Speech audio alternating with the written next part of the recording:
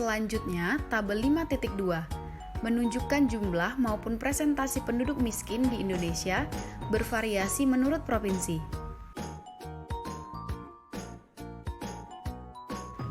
Dua hal yang harus diperhatikan soal kemiskinan di Indonesia, yakni kedalaman kemiskinan dan keparahan kemiskinan.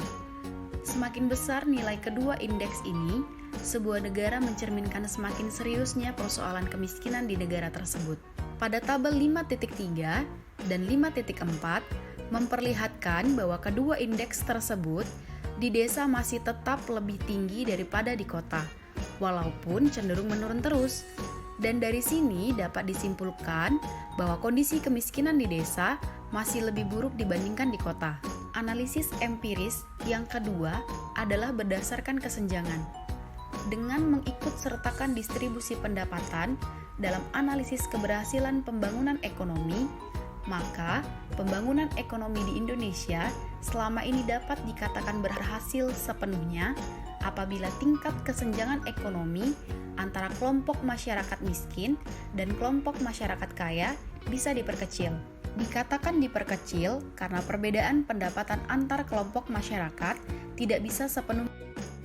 Pada tabel 5.5 ini akan memperlihatkan dua kelompok provinsi dengan kondisi distribusi atau pendapatan yang berbeda. Faktor penyebab. Yang pertama berdasarkan kemiskinan. Penyebab kemiskinan seseorang dibedakan menjadi dua, yaitu penyebab langsung dan penyebab tidak langsung. Penyebab langsung ada dua faktor, yaitu kurang atau tidak ada kesempatan kerja dan rendahnya upah atau pendapatan real. Sedangkan penyebab tidak langsung kemiskinan seseorang adalah tidak adanya peluang kerja. Yang kedua, berdasarkan kesenjangan. Secara teoritis, kesenjangan pendapatan dipengaruhi oleh perbedaan dalam banyak hal, seperti kesempatan kerja, upah atau gaji, pendidikan, kesehatan, teknologi, informasi, dan lainnya. Faktor pertama, akibat arus penduduk atau tenaga kerja dari perdesaan ke perkotaan.